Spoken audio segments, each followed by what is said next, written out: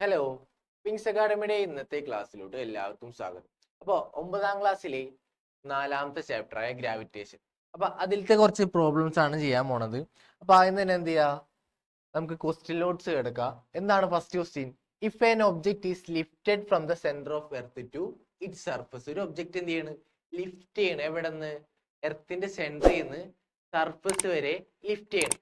Will the mass and weight of the object change? അങ്ങനെയാണെന്നുണ്ടെങ്കിൽ lift ചെയ്യുമ്പോൾ അതിന്റെ മാസും വെയിറ്റും ചേഞ്ച് ആവാന്നാണ് ചോദിക്കുന്നത്. ഇനി ചേഞ്ച് ആവണമെന്നുണ്ടെങ്കിൽ എന്തായിരിക്കും? Justify the answer. അതിന്റെ കാരണം കൂടി നമ്മൾ എന്ത് ചെയ്യണം? എഴുതണം. ഓക്കെ, ഇനി മാസും വെയിറ്റും എന്താന്ന് ഞാൻ ആദ്യം പറഞ്ഞുതരാം. മാസം എന്ന് പറഞ്ഞാൽ എന്താ? അപ്പൊ ഒരു എക്സാമ്പിൾ ആയിട്ട് ഞാൻ പറയാ, 1 കിലോ പഞ്ചസാരയില് അതിൽ എന്തോരം പഞ്ചസാരയുടെ അളവുണ്ടോ അതാണ് എന്ത്? അതിന്റെ മാസ്. ഓക്കെ, അപ്പൊ മാസം എന്ന് പറഞ്ഞാൽ മനസ്സിലായി എന്ന് വിചാരിക്കണ്. ഒരു മാറ്റർ ഉണ്ടെങ്കിൽ അതിന്റെ കണ്ടന്റ് അതിൽ എന്തോരം ഉണ്ടോ അതാണ് അതിന്റെ മാസ്. അത് ഇനി എർത്തിന്റെ സെന്ററിൽ പോയാലും സർഫസിൽ പോയാലും ആ അളവ് മാറോ? ഇപ്പൊ 1 കിലോ പഞ്ചസാരയിൽ ഇത്രയും പഞ്ചസാരയാണ് അതിന്റെ മാസം എന്നുണ്ടെങ്കിൽ അത് സെന്ററിൽ വെച്ചാലും സർഫസിൽ വെച്ചാലും സെയിം തന്നെ ആയിരിക്കുള്ളൂ, അല്ലെ? ഇനി വെയിറ്റ് എന്ന് പറഞ്ഞാൽ എന്താ? ആലോചിക്കുക, വെയിറ്റ് എന്ന് പറഞ്ഞാൽ എന്താ? Weight is equal to mg ആണ്. Mass into acceleration due to gravity ആണ്. ഈ ആക്സിലറേഷൻ ഡ്യൂ ടു ഗ്രാവിറ്റി സെന്ററിൽ 0 ആയിരിക്കും, സർഫസിൽ 9.8 ആയിരിക്കും. അപ്പൊ എന്താ സംഭവിക്കുക? വെയിറ്റ് സെന്ററിലും സർഫസിലും എന്താണ്?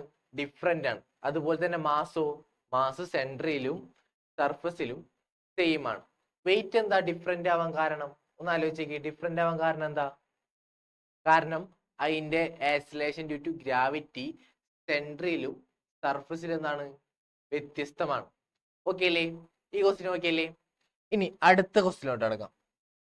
The weight of N object of mass 5 kg is determined use A spring balance. Okay, അപ്പൊ 5 കിലോഗ്രാം വെയിറ്റ് ഉള്ള ഒരു ഒബ്ജക്റ്റിനെ എന്താണ് വെയിറ്റ് ചെയ്തുകൊണ്ടിരിക്കുകയാണ്. എന്ത് വെച്ചിട്ട്? സ്പ്രിംഗ് ബാലൻസ് വെച്ചിട്ട്.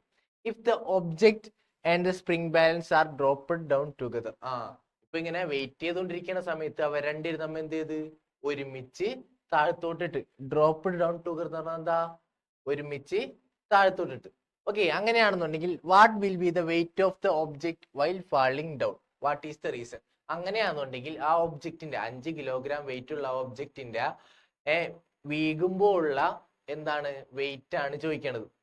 ഓക്കെ, അതുപോലെ തന്നെ അതിന്റെ റീസണും നമുക്ക് നോക്കിയാലോ. എന്തായിരിക്കും അതിന്റെ ഉത്തരം? നോക്കി, free falling object has a acceleration. Okay, free falling ഒരു ഒബ്ജക്റ്റിന് എന്തായിരിക്കും? ആക്സിലറേഷൻ ഉണ്ടാവും. Okay, the force required for the acceleration is provide by force of gravity. ഈ ആക്സിലറേഷൻ ഉണ്ടാക്കാനുള്ള ഫോഴ്സ് ആരാണ് കൊടുക്കുന്നത്? ഗ്രാവിറ്റി ആണ് കൊടുക്കുന്നത്. The entire force of gravity is used to provide acceleration, so the object will weightless. Okay, ഈ entire force of gravity. Okay, ഞാൻ ആദ്യം എന്ത് ചെയ്യാ, അതൊന്ന് എക്സ്പ്ലെയിൻ ചെയ്ത് പറഞ്ഞുതരാം. വെയിറ്റ് എന്താ? വെയിറ്റ് എന്ന് പറഞ്ഞാൽ എന്താ മക്കളെ? ഒന്ന് ആലോചിച്ച് നോക്കി. ഇപ്പൊ ഒരു ഒബ്ജക്റ്റിന്റെ വെയിറ്റ്, ഒരു ആപ്പിളിന്റെ വെയിറ്റ് എന്ന് പറഞ്ഞാൽ എന്താ? എർത്തിന്റെ ഗ്രാവിറ്റി ഈ ആപ്പിൾമ കൊടുക്കുന്ന ഫോഴ്സ് ആണ് എന്ത്? വെയിറ്റ്. ഗ്രാവിറ്റേഷൻ ഫോഴ്സ് ഈ ആപ്പിൾമ കൊടുക്കുന്ന ഫോഴ്സ് ആണ് എന്ത്? വെയിറ്റ്. ഓക്കെ, അതാണ് അതിന്റെ വെയിറ്റ് എന്ന് പറയാം. അങ്ങനെയാണെന്നുണ്ടെങ്കിൽ ഇത് ഫ്രീ ഫാൾ ചെയ്യുമ്പോൾ അവിടെയുള്ള ഗ്രാവിറ്റി മൊത്തം എന്തിനാ ഉപയോഗിക്കണേ? ഫ്രീ ഫാൾ ചെയ്യാൻ. The entire force of gravity is used to provide acceleration. എല്ലാ ഗ്രാവിറ്റേഷണൽ ഫോഴ്സ് എന്തിനാണ് ഉപയോഗിക്കുന്നത്? ആ ഒബ്ജക്റ്റിന് ആക്സിലറേഷൻ ഉണ്ടാക്കാൻ വേണ്ടിയിട്ടാണ് ഉപയോഗിക്കുന്നത്. അപ്പോ അവിടെ വേറൊരു ഫോഴ്സ് ഇല്ല. ഓക്കെ, വെയിറ്റ് ആയിട്ട് ഒരു ഫോഴ്സ് ആക്ട് ചെയ്യാനായിട്ട് അവിടെ എന്തില്ല? ബാക്കിയില്ല. ഉള്ള ഗ്രാവിറ്റേഷണൽ ഫോഴ്സ് മൊത്തം എന്തായിട്ടാണ് ഉപയോഗിക്കുന്നത്? ആക്സിലറേഷൻ ആവാൻ വേണ്ടിയിട്ടാണ് ഉപയോഗിക്കുന്നത്. അപ്പൊ അതുകൊണ്ട് തന്നെ നമുക്ക് എന്തായിട്ട് തോന്നുള്ളൂ? The object will be weightless. അപ്പൊ ഒറാശൂടി പറഞ്ഞുതരാം. Free falling object has a acceleration. Free fall ചെയ്യുന്ന ഒബ്ജക്റ്റിന് എന്തായിരിക്കും? ഒരു ആക്സിലറേഷൻ ഉണ്ടാകും. The force required for the acceleration is provide by force of gravity. Okay, ഈ ആക്സിലറേഷൻ എന്തായാലും എന്താവശ്യമാണ്? ഒരു ഫോഴ്സ് ആവശ്യമാണ്. ആ ഫോഴ്സ് ആരാണ് കൊടുക്കുന്നത്? ഗ്രാവിറ്റി ആണ് കൊടുക്കുന്നത്. അപ്പൊ entire force of gravity is used to provide acceleration എന്ന് വെച്ചാൽ എന്താ? ഗ്രാവിറ്റിയുടെ എല്ലാ ഫോഴ്സും എന്തിനാണ് ഉപയോഗിക്കുന്നത്? ആക്സിലറേഷൻ ഉണ്ടാക്കാനാണ് ഉപയോഗിക്കുന്നത്. അപ്പൊ വെയിറ്റ് ആയിട്ട് അവിടെ എന്തില്ല? ഒരു ഫോഴ്സ് ഇല്ല. ഫോഴ്സ് എന്ന് പറഞ്ഞാൽ വെയിറ്റ് എന്ന് പറഞ്ഞാൽ എന്താണ്, ഒരു ഫോഴ്സ് ആണ്. അപ്പൊ ഉള്ള ഫോഴ്സ് മൊത്തം എന്താവാണ്, ആക്സിലറേഷൻ ആവാണ്. അപ്പൊ അവിടെ എന്താ, വെയിറ്റ് ആയിട്ട് ആക്ട് ചെയ്യാൻ ഒരു ഫോഴ്സ് ബാക്കിയില്ലാത്തതുകൊണ്ട് തന്നെ എന്തായിരിക്കുള്ളൂ, ആ ഒബ്ജക്റ്റ് വെയിറ്റ്ലെസ് ആയിട്ടേ നമുക്ക് തോന്നുള്ളൂ. ഓക്കെ അല്ലേ? ഈ ക്വസ്റ്റ്യൻ സിമ്പിൾ അല്ലേ? ഇനി അടുത്ത ക്വസ്റ്റ്യനിലോട്ട് നോക്കാം. എന്താണ് അടുത്ത question? Will there be a change in the mass and weight of an object brought to the moon from the earth? Justify your answer. Okay.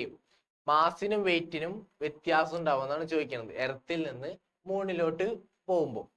നേരത്തെ ചെയ്ത പോലെ തന്നെയാണ്. എർത്തിന്റെ സെൻട്രിൽ നിന്ന് നമ്മ ഇപ്പൊ തന്നെ എവിടേക്കാണ് കൊണ്ടുപോയത്, സർഫസിലോട്ടാണ് കൊണ്ടുപോയെങ്കിൽ ഇവിടെ എർത്തിൽ നിന്ന് എങ്ങോട്ടാണ് കൊണ്ടുപോയത്, മൂണിലോട്ടാണ്. ഓക്കെ. മാസ് എവിടെയെങ്കിലും മാറോ? നമ്മ നേരത്തെ പറഞ്ഞു മാസ് എന്ന് പറഞ്ഞാൽ എന്താ, ആ എക്സാമ്പിൾ തന്നെ പിന്നെയും പറയാം. എന്തിട്ടായിരുന്നു മാസ്?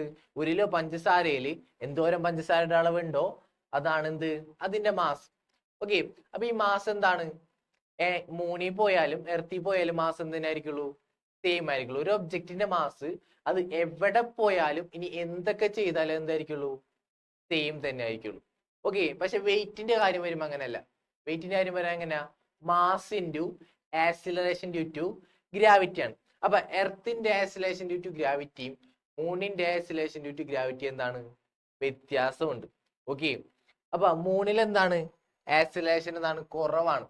അപ്പൊ അതുകൊണ്ട് തന്നെ വെയിറ്റിന് എന്തായിരിക്കുള്ളൂ, ഡിഫറൻസ് ഉണ്ടാവും. കാരണം എർത്തിലെ വെയിറ്റിനും മൂണിലെ വെയിറ്റ് എന്തായിരിക്കുള്ളൂ, ഡിഫറൻസ് ഉണ്ടാവും. മാസ് എന്തായിരിക്കും, രണ്ട് സ്ഥലത്തും രണ്ട് പ്ലാനറ്റിലും എന്തായിരിക്കുള്ളൂ, mass same ആയിരിക്കുള്ളൂ.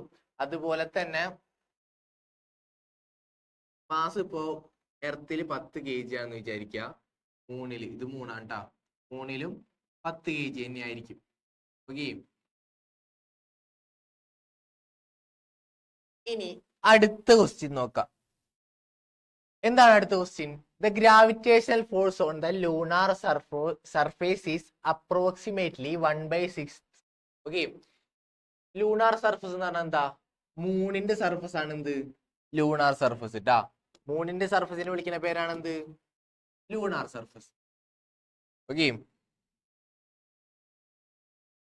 Is approximately 1/6 of the earth. ഈ ലൂണാർ സർഫസിലുള്ള ഗ്രാവിറ്റേഷണൽ ഫോഴ്സ് എന്താണ്, 1/6 ആണ്. എർത്തിന്റെ ഒരെണ്ണാണെങ്കിൽ 1/6 ചെയ്യണാണ് എന്ത്, മൂണിലെ ഗ്രാവിറ്റേഷണൽ ഫോഴ്സ്. എർത്തിലെ ഗ്രാവിറ്റേഷണൽ ഫോഴ്സ് 1 ആണെന്നുണ്ടെങ്കിൽ മൂണിൽ എന്തായിരിക്കുള്ളൂ, 1/6 ആയിരിക്കുള്ളൂ. ഇനി എർത്തിലെ 100 ആണെന്നുണ്ടെങ്കിൽ എന്തായിരിക്കുള്ളൂ, അവിടെ മൂണിൽ ചെല്ലുമ്പോ 100/6 ആയിരിക്കും. ഓക്കെ. അതാണ് എന്ത് ഉദ്ദേശിക്കണ, 1/6 കൊണ്ട് ഉദ്ദേശിക്കുന്നത്. ഇനി ഫസ്റ്റ് ക്വസ്റ്റ്യൻ എന്താ, what is the weight of an object of mass 10 kg on the earth? Okay. 10 kilogram mass ഉള്ള ഒരു ഒബ്ജക്റ്റിന്റെ വെയിറ്റ് ഭൂമിയിൽ, ഓക്കെ, എർത്തിൽ എത്ര ആയിരിക്കും എന്നാണ് ചോദിക്കുന്നത്. നമുക്ക് നോക്കിയാലോ. നമുക്കറിയാലോ ഇക്വേഷൻ എന്താ, weight is equal to mg ആണ്, മാസ് ഇൻറ്റു ആക്സിലറേഷൻ. മാസ് നമുക്ക് തന്നിട്ടുണ്ട് എത്രയാണ്, 10 കിലോഗ്രാം ആണ്, ഇൻറ്റു ആക്സിലറേഷന്റെ വാല്യൂ 9.8 മീറ്റർ പെർ സെക്കൻഡ് ആണ്. അങ്ങനെയാണെന്നുണ്ടെങ്കിൽ വാല്യൂ എന്താ വരാ, 98 ന്യൂട്ടൺ വരും. ഓക്കെ. വെയിറ്റ് എന്ന് പറയുന്നത് ഫോഴ്സ് ആയതുകൊണ്ട് തന്നെ യൂണിറ്റ് എന്തായിരിക്കുള്ളൂ, ന്യൂട്ടൺ ആയിരിക്കുള്ളൂ. ഓക്കെ അല്ലേ? If this object is taken to the surface of the moon, what will be mass and weight? Okay. ഈ ഒബ്ജക്റ്റ് എന്ത് ചെയ്യാണ്, മൂണിന്റെ സർഫസിലോട്ട് കൊണ്ടുപോവാണ്. അപ്പൊ അങ്ങനെ മൂണിന്റെ സർഫസിലോട്ട് കൊണ്ടുപോകുമ്പോ അതിന്റെ മാസും വെയിറ്റ് എന്താണെന്നാണ് ചോദിക്കണം. നമ്മ നേരത്തെ പഠിച്ച് മാസ് എവിടെ പോയാലും എന്തായിരിക്കുള്ളൂ, സെയിം ആയിരിക്കുള്ളൂ. അപ്പൊ അതിന്റെ ഉത്തരം നമുക്ക് എഴുതിയേക്കാം. മാസ് എത്ര ആയിരിക്കും, 10 കിലോഗ്രാം തന്നെ ആയിരിക്കും. നമുക്ക് നേരത്തെ തന്നിട്ടുണ്ട് അല്ലെ. ഇനി വെയിറ്റ് കണ്ടുപിടിക്കാൻ ഒരു ക്ലൂ തന്നിട്ടുണ്ട്. എന്താണ്, 1/6 ആണ്. അപ്പൊ എർത്തിൽ വെയിറ്റ് 100 ആണെന്നുണ്ടെങ്കിൽ മൂണിൽ ചെല്ലുമ്പോ എന്തായിരിക്കും, 100/6 ആയിരിക്കും. അങ്ങനെയാണെന്നുണ്ടെങ്കിൽ ഇവിടത്തെ വെയിറ്റ് 98 ആണ്. അപ്പൊ എത്ര ആയിരിക്കും, 98/6 ചെയ്യണം. അപ്പൊ വെയിറ്റ് 3 കിട്ടും. ഓക്കെ. 98/6 ചെയ്യുമ്പോ എന്താ വരാ, ഇത് ചെയ്യുമ്പോ 16.333 വരും. ഓക്കെ. ഈ ക്വസ്റ്റ്യൻ സിമ്പിൾ അല്ലേ? സിമ്പിൾ ക്വസ്റ്റ്യൻ ആണ് കേട്ടാ. ഈ ചാപ്റ്ററിലെ മൊത്തം സിമ്പിൾ ക്വസ്റ്റ്യൻ ആണ്. കൂടുതൽ ഈ ചാപ്റ്ററിൽ എന്താണ്, തിയറീസ് ആണ് ചോദിക്കാറ്. ഓക്കെ. അപ്പൊ പ്രോബ്ലംസ് ഒക്കെ കുറവാണ്, എന്നാലും ഉള്ള പ്രോബ്ലംസ് ഒക്കെ എന്താണ്, ഇമ്പോർട്ടന്റുമാണ്. ഓക്കെ. ഇനി അടുത്ത നോക്കാം. A body of mass 100 kg and another body of mass 4 kg. അപ്പൊ രണ്ട് ബോഡി ഉണ്ട്. ഒരെണ്ണത്തിന്റെ മാസ് എത്രയാണ്, 100 കിലോഗ്രാം ആണ്. അടുത്തതിന്റെ 4 കിലോഗ്രാം ആണ്. Are separated by a distance. രണ്ടുപേരെന്താണ്, ഒരു ദൂരം വെച്ചിട്ടുണ്ട്, സെപ്പറേറ്റ് ചെയ്തിട്ടുണ്ട്. എത്രയാണ് ദൂരം, 2 മീറ്റർ ആണ്. What is the force of attraction between them? അങ്ങനെയാണെന്നുണ്ടെങ്കിൽ അവർ രണ്ടുപേരും തമ്മിലുള്ള അട്രാക്ഷൻ കണ്ടുപിടിക്കാൻ പറഞ്ഞേക്കണം. നമ്മ പഠിച്ച് യൂണിവേഴ്സൽ ലോ ഓഫ് ഗ്രാവിറ്റേഷൻ വെച്ച് പഠിച്ച് രണ്ട് ഒബ്ജക്റ്റ് എന്ത് ചെയ്യുന്നുണ്ട്, അങ്ങോട്ടും ഇങ്ങോട്ടും അട്രാക്ട് ചെയ്യുന്നുണ്ട്. അപ്പൊ ഈ അട്രാക്ട് ചെയ്യണ ഫോഴ്സ് കണ്ടുപിടിക്കാൻ നമുക്കൊരു ഇക്വേഷൻ ആ ലോയിൽ തന്നെ പറയേണ്ടത് എന്താണ്, F is equal to G mm by T square. Okay. ഇതില് G എന്ന് പറഞ്ഞാൽ എന്താ, ഗ്രാവിറ്റേഷണൽ കോൺസ്റ്റന്റ് ആണ്. എം എന്ന് പറഞ്ഞാൽ mass of the first object, രണ്ടാമത്തെ mass of the second object, മൂന്നാമത്തെ ഡി സ്ക്വയർ എന്ന് പറഞ്ഞാൽ എന്തുട്ടാ, ഡിസ്റ്റൻസിന്റെ സ്ക്വയർ ആണ്. ഈ എഫ് എന്ന് പറഞ്ഞാൽ എന്തുട്ടായിരുന്നു, രണ്ട് ഒബ്ജക്റ്റുകൾ തമ്മിൽ അട്രാക്ട് ചെയ്യണ ഫോഴ്സ് ആണ്. ഓക്കെ. നമുക്ക് ഈ വാല്യൂസ് ഒക്കെ ഇവിടെ തന്നിട്ടുണ്ട്, ക്വസ്റ്റ്യൻ തന്നിട്ടുണ്ട്. നമുക്ക് എന്ത് ചെയ്താൽ മതി, ഇനി ഡയറക്റ്റ് ആയിട്ട് അതൊന്ന് എടുത്ത് എഴുതിയാൽ മതി. ഓക്കെ അല്ലേ? നമുക്ക് ഗ്രാവിറ്റേഷണൽ കോൺസ്റ്റന്റ് വാല്യൂ പഠിക്കണം കേട്ടോ, അത് കാണാപാഠം പഠിക്കണം. 6.67 into 10⁻⁻11 ആണ് എന്ത്, ഗ്രാവിറ്റേഷണൽ കോൺസ്റ്റന്റ് വാല്യൂ. അപ്പൊ നമുക്ക് കണ്ടുപിടിക്കുക, F is equal to 6.67 into 10⁻⁻11 okay into mass first object ഇട്ടാ എന്നിട്ടാണ് 100 ആണ്, ഇൻറ്റു സെക്കൻഡ് ഒബ്ജക്റ്റ് 4 ആണ്,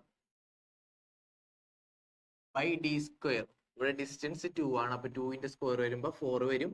അടുത്ത സ്റ്റെപ്പിൽ അത് എഴുതാട്ടാ.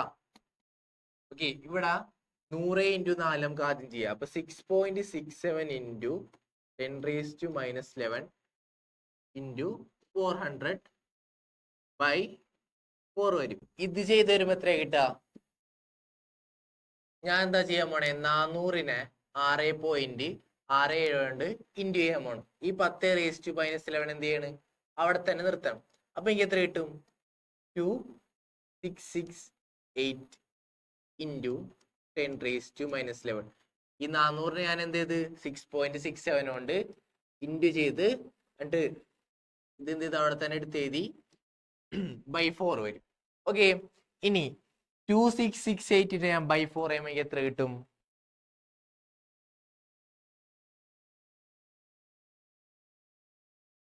ഓക്കെ. ഫോഴ്സ് ആയത് കൊണ്ട് തന്നെ നമുക്ക് എന്ത് ചെയ്താൽ മതി, ന്യൂട്ടൺ ഇട്ട് കൊടുത്താൽ മതി. അപ്പൊ 2668 എനിക്ക് 4 ഡിവൈഡ് ചെയ്തപ്പോ 667 കിട്ടി.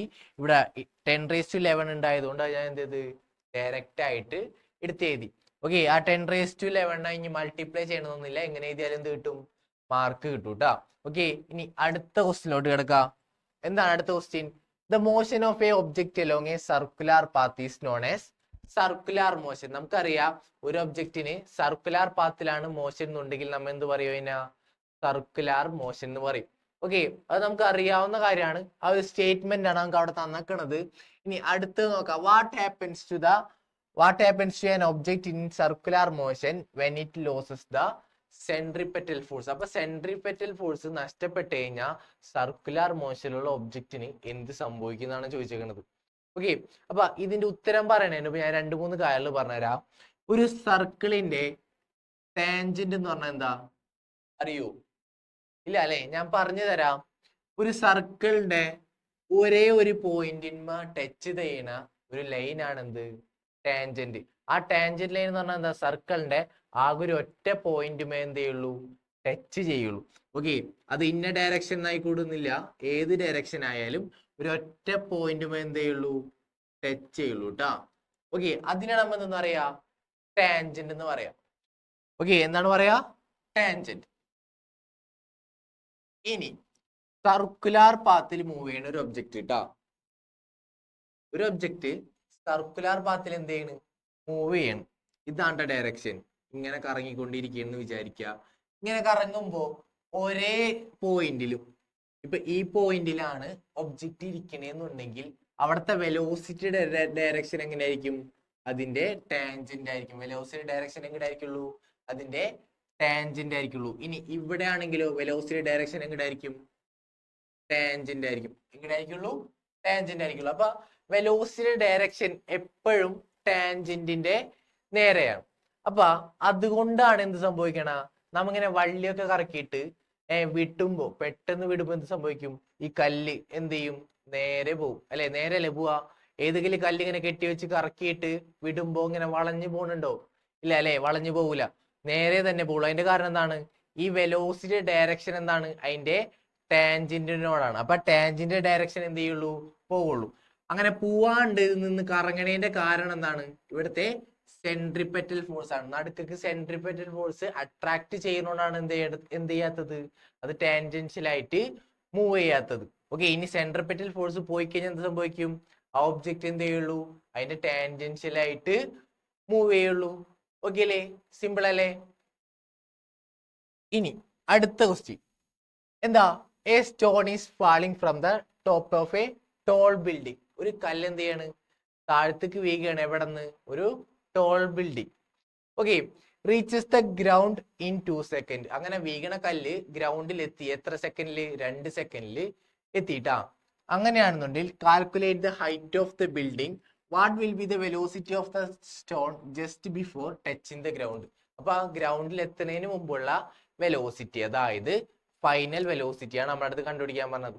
ഓക്കെ, ഇവിടെ സബ്സ്റ്റിറ്റ്യൂട്ട് ചെയ്യേണ്ട ഇക്വേഷൻ നമ്മൾ കഴിഞ്ഞ ചാപ്റ്ററിൽ പഠിച്ചതാണ്. അത് അവിടെ വെച്ച് വിട്ടിട്ട് പോരരുത്. എന്ത് ചെയ്യാ? ഈ ത്രൂ ഔട്ട് ഓക്കെ +1-ലായാലും +2-ലായാലും ആ ഇക്വേഷൻ ഒക്കെ എന്താണ്? ആവശ്യമുള്ളതാണ്. അത് എന്ത് ചെയ്യാ? ഓർത്ത് വെക്കാട്ടാ. അപ്പൊ നമുക്കറിയാം മേലെ തൊട്ട് അടി വരെയുള്ള ഡിസ്പ്ലേസ്മെന്റ് ആണ് ഇവിടുത്തെ എന്ത്? ഹൈറ്റ് അല്ലേ? ഇപ്പൊ ഇവിടെ നിന്നാണ് കല്ല് താഴത്തോട്ട് വീകണെന്ന് വിചാരിക്കുക. ഈ ഹൈറ്റ് തന്നെയാണ് എന്ത്? ഇവിടുത്തെ ഡിസ്പ്ലേസ്മെന്റ്. അപ്പൊ ഈ എന്ത് കണ്ടുപിടിച്ചാൽ മതി? ഡിസ്പ്ലേസ്മെന്റ് കണ്ടുപിടിച്ചാൽ മതി. ഡിസ്പ്ലേസ്മെന്റ് ആണുള്ള ഇക്വേഷൻ നമുക്കറിയാലോ. S=ut + ½ ആണ്. ഇത് നമ്മൾ പഠിച്ചതാണ്. ഓക്കെ, നമുക്ക് യു അറിയാം അല്ലെ? ആ ഇക്വേഷൻ ആവശ്യമുള്ളതൊക്കെ കണ്ടുപിടിക്കണം ആദ്യം തന്നെ. യു അറിയാം. യു എത്രയാണ്? 0 ആണ്. കാരണം എന്താണ്? കല്ല് മേലെ എത്ര ആയിരിക്കുള്ളൂ? വെലോസിറ്റി തുടക്കത്തിൽ 0 ആയിരിക്കും. അടിയിലെത്തുമ്പോഴാണ് ഫൈനൽ വെലോസിറ്റിയിലോട്ട് എത്താം. തുടക്കത്തിൽ 0 ആയിരിക്കും. അതുപോലെ തന്നെ ടി നമുക്ക് തന്നിട്ടുണ്ടല്ലോ. എത്രയാണ്? 2 സെക്കൻഡ് ആണ്. ഓക്കെ, ഇനി എന്താ നമുക്ക് ആവശ്യം? എ അല്ലേ? ഇവിടുത്തെ എ ഏതായിരിക്കുള്ളൂ? ജി ആയിരിക്കുള്ളൂ. ജി 9.8 ആണ്. കാരണം ഇവിടെ ജി ആവാൻ കാരണം എന്താ? വേറൊരു ഫോഴ്സും എക്സ്റ്റേണൽ ആയിട്ടില്ല. ഇത് താഴത്തോട്ട് വരുന്ന ഫോഴ്സ് എന്താണ്? ആക്സിലറേഷൻ എന്താണ്? 9.8 എന്ന് വെച്ചാൽ ആക്സിലറേഷൻ ഡ്യൂ ടു ഗ്രാവിറ്റി കാരണം മാത്രമാണ് എന്താ കല്ല് താഴത്തോട്ട് വീണത്. അപ്പൊ അവിടുത്തെ ആക്സിലറേഷൻ എന്തായിരിക്കുള്ളൂ? ആക്സിലറേഷൻ ഡ്യൂ ടു ഗ്രാവിറ്റി ആയിരിക്കുള്ളൂ. അതുകൊണ്ടാണ് ഞാൻ എ മാറ്റി എന്ത് എഴുതിയത്? സ്മോൾ ജി എഴുതി. ഓക്കെ, ഇനി എന്ത് ചെയ്യാ? ഇനി എനിക്ക് ഇക്വേഷനിൽ സബ്സ്റ്റിറ്റ്യൂട്ട് ചെയ്യാം. അപ്പൊ എസിന് വരെ ഞാൻ എച്ച് കൊടുക്കുകയാണ്. കാരണം എസ് വെച്ച് എന്താണ്? സെയിം ആണ്. യുവും ടിയും. ഓക്കെ, യു 0 ആണ്, ടി 2 ആണ്. അപ്പൊ ആ രണ്ടിന്റെ എന്ത് വരുള്ളൂ? 0 വരുള്ളൂ. +½ എക്ക് വരെ എന്ത് വരുള്ളൂ? Small G. ഞാൻ പറഞ്ഞില്ലേ ആക്സിലറേഷൻ ഡ്യൂ ടു ഗ്രാവിറ്റി ആണ്. അപ്പൊ 9.8 ഇൻറ്റു t². ടി 2 ആയതുകൊണ്ട് ടിയുടെ സ്ക്വയർ എന്താവും? 4 ആവും. ഓക്കെ, ഇത് രണ്ടും കട്ട് ചെയ്ത് പോവും. ഇവിടെ 2 വരും. അപ്പൊ 9.8 ഇൻറ്റു 2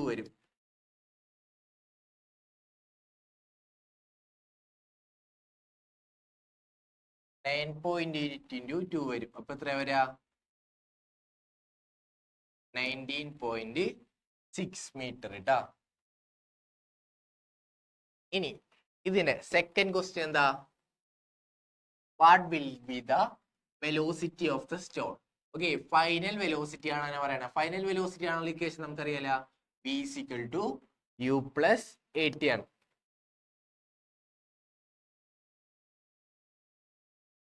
യു ഞാൻ നേരത്തെ പറഞ്ഞ എന്താണ്? 0 ആണ്.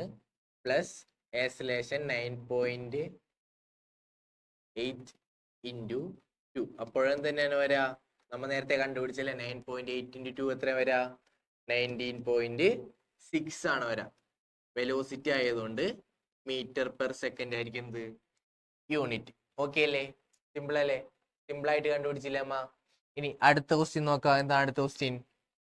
Find the example of circular motion from the following and tabulate. Okay, നമുക്ക് തന്നിരിക്കണേല് സർക്കുലാർ മോഷന്റെ എക്സാമ്പിളും അത് വേർതിരിച്ച് ടേബിൾ ആക്കി എഴുതാനും പറഞ്ഞിട്ടുണ്ട്. അതാണ് ഈ ടാബ്ലേറ്റ് കൊണ്ട് ഉദ്ദേശിക്കുന്നത് കേട്ടോ.